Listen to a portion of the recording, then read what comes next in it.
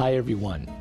On November 9th, we commemorate two wonderful holy mothers of the Orthodox Church, Eustolia and Sopatra.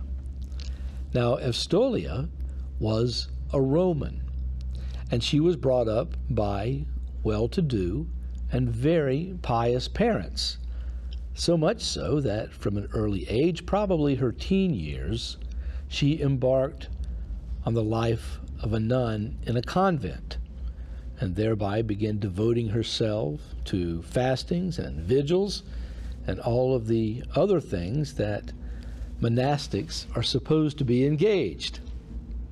But not long after that, she went to Constantinople for a visit, and she ended up on pilgrimage to the Church of the Theotokos in Vlachernae. Now, while she was there, some of the royals happened to be there also. Emperor Maurice, the Cappadocian, and one of his daughters, Sopatra. Sopatra, who was also very religiously inclined, upon noticing Eustolia, realized that this was a woman who was a kindred soul, who was already well advanced in the ways of the Lord, and someone whom she decided to seek out as a spiritual mother. So the two became fast friends, and not long afterwards, Sopatra also decided to enter into the monastic life, always looking towards Eustolia as her superior. Now, because Sopatra was indeed a princess, she was able to secure from her father enough land and acreage that they could establish a holy monastery.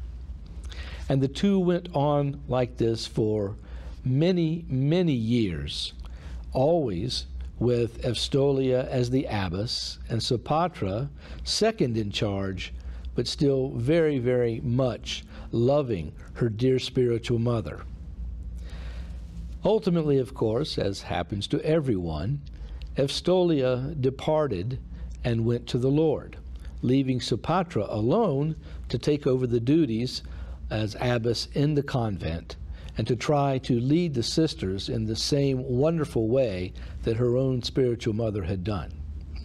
For her family, however, it was not to be quite as good.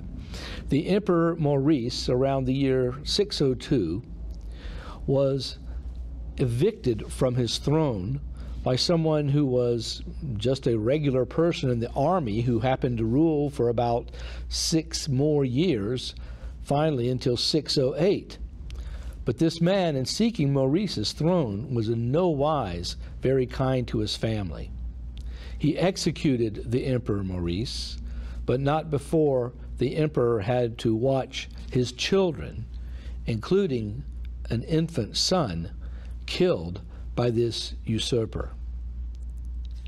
Now, we might think that somehow Sopatra was going to be completely tempted by this, perhaps lose her faith. Who knows? We can only think how we would feel if something like this happened to us. But no, because of Eustolia's wonderful spiritual life, which she had imparted to Sopatra, Sopatra bore it all with great dignity and faith and love for the Lord, even though she was completely heartbroken at what had happened to her family. She did not seek revenge. She did not seek in any way the usurpation of the usurpator. She did nothing of this sort, but continued to live her life in the monastery, leading the nuns in as Christ-like a fashion as she possibly could, until she herself finally departed unto the Lord. There are, of course, many ways that we can look at this story, but I think the one that's most important for us is to understand that those who pursue the Lord in spiritual life, those who are the most dedicated to His ways and seek His glory and not their own will, these are the ones that are able to withstand all the tempests and storms that come through their lives. Because those who are united to the Lord himself, well, none of these things ever seem to matter. They may be affected by things, as we might be affected by things. They were certainly saddened by all of these things that had happened. But at the same time, their great faith and confidence in our Lord Jesus Christ enabled them to not only withstand, but to flourish in a time that was quite sorrowful and troublesome. We need to take this to heart too, because in our world there are certainly many things that assault us and many things that cause us temptations and despair.